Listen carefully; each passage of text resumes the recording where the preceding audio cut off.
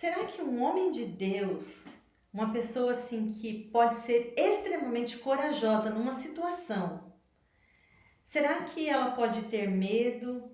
Ela pode sentir ansiedade, depressão em outra situação?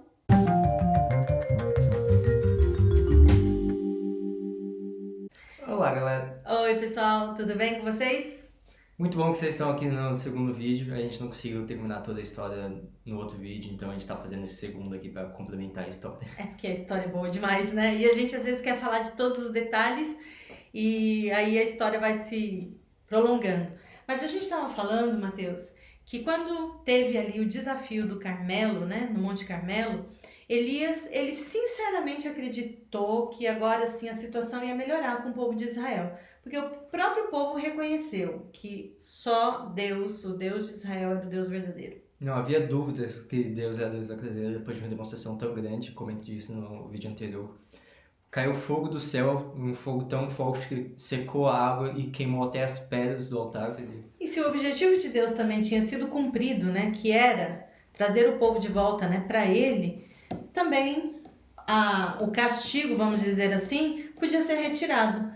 E Elias, claro, acreditou nisso, sabia que Deus mandaria chuva, ele orou, clamou a Deus e pediu para o servo ir ver, né? E aí? Então, algum sinal de chuva e nada, nada, até que depois, assim, de 7 vezes, ele viu uma pequena nuvem, vinha da direção ali do mar, e Elias já correu e já avisou Acabe e falou assim: volta para casa, volta para o palácio, porque vai chover, você vai pegar muita chuva no caminho.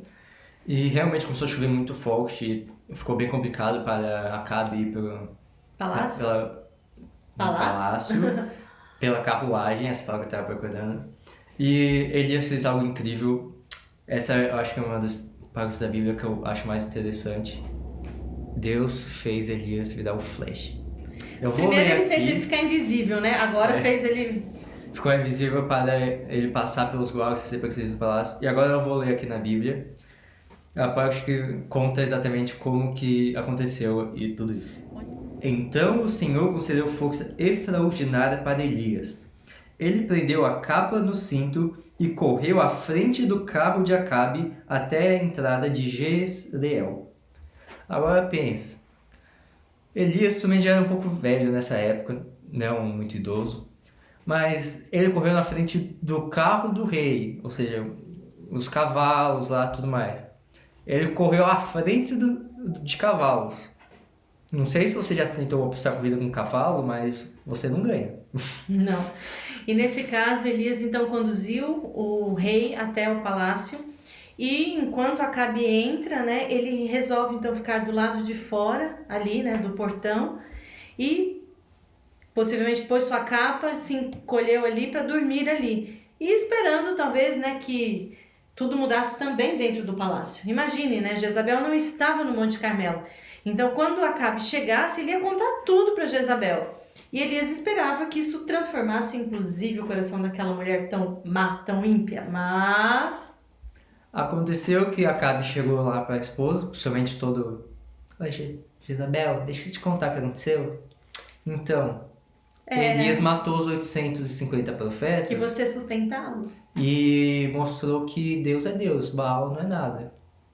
Na hora, Jezabel ficou louca. E ela falou exatamente assim: que os deuses me castiguem severamente, se até amanhã, nessa mesma hora, eu não fizer a você o que você fez aos profetas de Baal. Elias, então, ficou morrendo de medo e fugiu. Que coisa, né? Agora a gente chega na pergunta que foi feita no início do vídeo. Será que uma pessoa que é fiel a Deus, temente, né, a Ele, extremamente corajosa, porque não tem outra palavra para definir, né, Elias, assim, um homem de coragem para fazer tudo que ele fez, de repente ele fica com tanto medo, e essa é a palavra, né, eu creio aí, que leva a gente a fazer coisas assim que a gente nunca imagina, né? Medo é a palavra. Ele fica com medo e ele foge. Vai até um determinado ponto do caminho com o servo, fala: não, agora você fica aí e eu vou continuar. E nessa situação toda, né, quando ele tá assim exausto, e tá ali embaixo de uma árvore, o anjo do Senhor aparece para Elias acorda ele, tá ali já com uma refeição preparada e diz para ele comer e depois dormir. Depois ele acorda Elias novamente e fala para ele comer novamente. E depois que ele levantou e comeu pela segunda vez, ele caminhou por 40 dias e 40 noites até chegar ao Monte Sinai. E nesse momento ele entra numa caverna e ele estava não só com muito medo, fugindo de Jezabel, mas ele também estava muito triste. Então Deus aparece para ele e pergunta: Elias, o que fazes aqui? E Elias então fala como ele era muito temente a Deus e como o povo dele estava se desviando dos caminhos dele, embora acontecesse tudo aquilo no Monte Carmelo. E ele fala: eu sou o único que sobrou e ainda querem me matar. Quando a gente, assim, deixa o medo tomar conta, né, dominar a gente, e se isso ainda tiver ali com a tristeza que às vezes vem, né, pro coração, a gente não consegue, na verdade, enxergar as coisas como elas realmente são. Parece que tudo é superdimensionado e tudo começa assim a ficar parecendo maior do que é. Tanto que Elias fala, eu fui o único que sobrei. Parece que não tem mais ninguém se importando. Depois, como você disse, de uma vitória tão incrível como aconteceu no Monte Carmelo. E Deus então faz uma coisa incrível que demonstra o amor, o carinho, a paciência dele, né? Ele fala, Elias, vem para fora.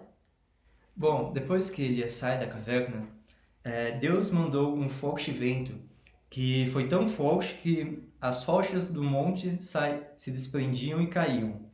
Só que na Bíblia fala que Deus não estava nesse vento forte. Depois Deus mandou um terremoto e Deus também não estava no terremoto. E Deus novamente mandou fogo, percebam. Na última vez que Deus apareceu foi no fogo com o sacrifício sendo queimado. Agora Deus aparece num fogo que consome tudo ao redor, mas na Bíblia fala que Deus não estava no fogo. E depois do fogo veio uma brisa suave. Então Elias cobriu o rosto com a capa e saiu e ficou na entrada da caverna, pois estava na presença de Deus. Então novamente Deus pergunta: o que está fazendo aqui, Elias? Deus fala, né, com a gente da forma como a gente vai entender e da forma como nós estamos naquele momento. Quando foi preciso o fogo como a prova definitiva do poder de Deus, né, ali perante o povo e perante os profetas ali de Baal, de Azerá, Deus se manifestou assim. Mas naquela situação com Elias, não era disso que ele estava precisando. Ele estava precisando ser acolhido, ele estava precisando sentir o poder de Deus, mas de uma forma calma, de uma forma tranquila. E Deus, sabendo disso, Deus se comunica com Elias dessa forma. Elias era humano como todos nós. E você, com certeza, já teve um momento bem triste na sua vida. Você sabe que quando você está triste, tudo que você mais quer é, tipo, alguém chegar do lado e falar, vai ficar tudo bem, um abraço. Sentir que alguém está cuidando de você, que você não está sozinho. E a melhor forma, né, às vezes, de trazer a gente de volta para a realidade, tirar a gente, às vezes, dessa depressão, dessa ansiedade, dessa tristeza. Às vezes, quando a gente está lá, encolhidinho na caverna, é trabalhar. Porque Elias, ele tinha muito claro o propósito que Deus tinha para ele, para o povo de Israel. Só que naquele momento, ele esqueceu. Parece que ele nem assim levou em consideração tudo que ele já tinha feito, tudo que já tinha acontecido. Mas Deus chama de novo Elias e fala, Elias, o meu plano, o meu propósito com você não terminou. Tem muita coisa ainda para você fazer. Então agora, olha, você vai fazer isso e se Deus dá então as orientações e garantindo, e aí Deus faz uma revelação que só Deus tinha condições de realmente saber, de contar, porque ele diz, você não está sozinho. Mas antes disso, depois que ele volta para a caverna, e Deus repete a mesma pergunta, o que você está fazendo aqui, Elias? O próprio Elias também repete a mesma resposta. E dessa vez Deus responde, volte para o seu caminho, para de onde você veio, para o deserto de Damasco. Então Deus também deu algumas outras ordens para ele. E só depois Deus falou que ele não estava sozinho, que ele tinha conservado 7.000 pessoas que não tinham dobrado o joelho a Baal nem beijado suas mãos. Que quer dizer que não tinham adorado a ele. Percebam aqui que quando você está triste, Deus primeiro fala, faça algo, tipo, vá ser comigo. Porque esse é o propósito de Elias, ser comigo. Para depois dizer que você não está sozinho. Então primeiro, tipo, trabalhe, faça a vontade do Senhor, que você não vai estar sozinho, porque Deus te protege todos aqueles que seguem o caminho dele. E eu creio que essa é uma fórmula bem interessante, é um remédio, na verdade, para quando vem, né, essa ansiedade, vem essa preocupação, o medo, né? Nessa situação, por exemplo, que o mundo está passando hoje, de insegurança, de incerteza, a gente precisa ter em mente, muito claro isso, que Deus, Ele está no controle de tudo e Ele está cuidando da gente. E quando a gente começa a pensar no outro, a gente começa assim a sentir pelo outro e a gente se dispõe a fazer mais pelo outro, a nossa ansiedade, a nossa depressão costumam assim deixar a gente ir embora, porque a gente tem um propósito. Vejam, né, no tempo que a gente está vivendo, quantas pessoas estão precisando de ajuda? Se a gente não pode ir lá, a gente está impedido de ir lá e ajudar, mas a gente pode orar. Tem aí os profissionais de saúde, né? Pessoas que estão com o risco da própria vida, servindo e ajudando os outros. Eu não consigo imaginar, sabe, um médico, um enfermeiro, um profissional de saúde, nesse momento assim de crise e tal, tendo pânico, tendo ansiedade. Ele tem que ficar calmo, ele tem que confiar e ele tem que fazer o melhor que ele pode, né? E a história de Elias, Mateus, eu creio que ela é uma das mais lindas na Bíblia, porque ela mostra como Deus, Ele tem paciência com a gente, como Ele trata os seus filhos. E Deus, assim, Ele não se importa quando a gente sente medo, quando a gente tá triste. Tipo, Ele não julga a gente como se... Ah, olha aí, meu filho, outro dia eu tava lá fazendo as coisas super legais, me obedecendo, e agora... Não, Ele tem paciência e Ele nos acolhe e Ele trata a gente assim como Ele tratou Elias. No nosso dia a dia, é bem fácil encontrar pessoas que sofrem bastante com depressão. Eu vejo isso porque eu tenho só 16 anos e muitos dos meus amigos da minha idade sofrem bastante com depressão, crise de pânico. E muitas vezes eu que tenho que ajudar eles. E eu vejo que, tipo, não em todos os casos, porque cada caso é um caso, e depressão não é frescura, é uma doença realmente. Muitas vezes a pessoa se sente sozinha, não sabe o que fazer da vida, não sente nada. Nós precisamos ter um propósito na vida, porque quando nós nos preocupamos, nós sabemos para que nós somos feitos, por que nós estamos aqui, você não vai parar e ficar triste, porque você sabe que você tem algo a fazer, que você tem um valor, porque você é quem está fazendo isso. E também eu vou mencionar um texto que eu li em algum lugar, que não lembro onde, que falava exatamente sobre essa parte quando Elias estava se sentindo sozinho, que fala assim: quando nenhum coração humano estiver se importando com você, ou pelo menos se demonstrar se importar, olhe para o céu e veja como Cristo te amou. E realmente, quando você de fato percebe o amor tão grande que Cristo te deu, você não se importa se os outros seres humanos estão ligando para você. O Criador do Universo veio à Terra, se fez como humanidade e morreu, se necessário, somente para você. Você tem um valor que é incalculável, né? E as histórias que a gente tem estudado, elas têm mostrado isso. É importante que nós escolhamos ser fiéis a Deus, assim como Elias foi, e que nós também estejamos dispostos a servir, como Elias também fez. A recompensa, né, da vida de Elias, eu creio que é a melhor recompensa que um ser humano poderia ter.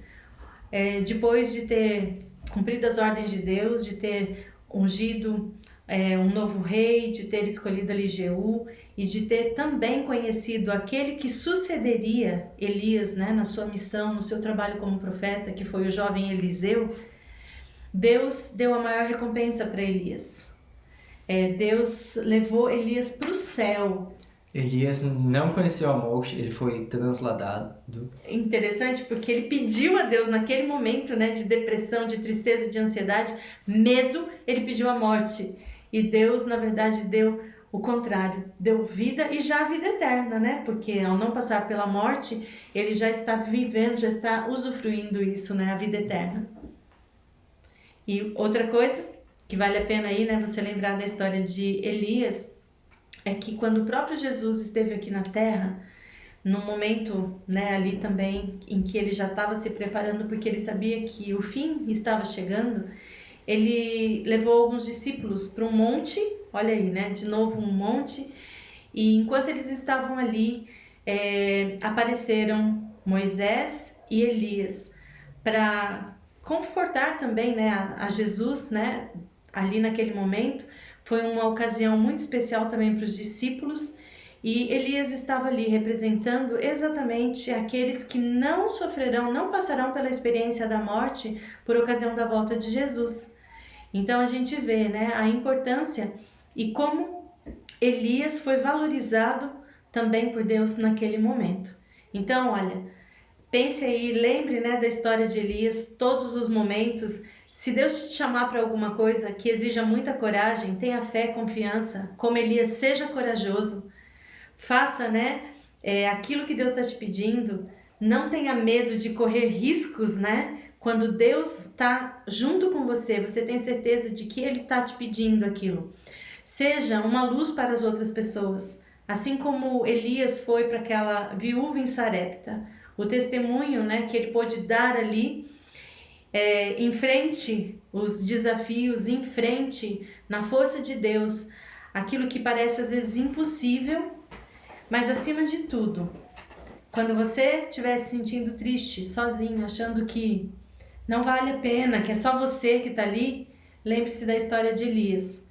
Deus está com você em todo o tempo, e tem muitas outras pessoas, né, que às vezes estão passando pelas mesmas coisas que você, mas que decidiram, escolheram ser fiéis. E assim como Elias, você também vai ter uma recompensa maravilhosa e incrível.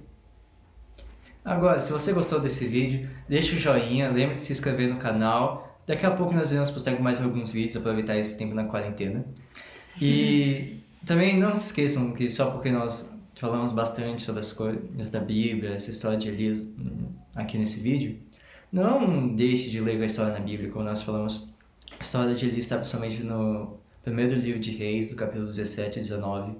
Não subestime a Bíblia.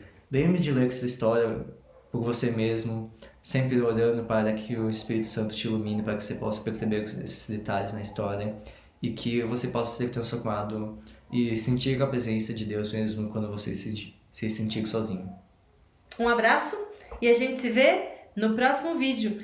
Não esqueça, estude sua lição, né? Já, como eu mencionei no outro vídeo, já estamos quase fechando esse ciclo e no próximo vídeo a gente vai falar sobre Josafá. Quem foi esse homem? Um homem também de Deus, poderoso aí, né? Um rei de Judá. No próximo vídeo a gente conversa. Tchau, um abraço. Tchau.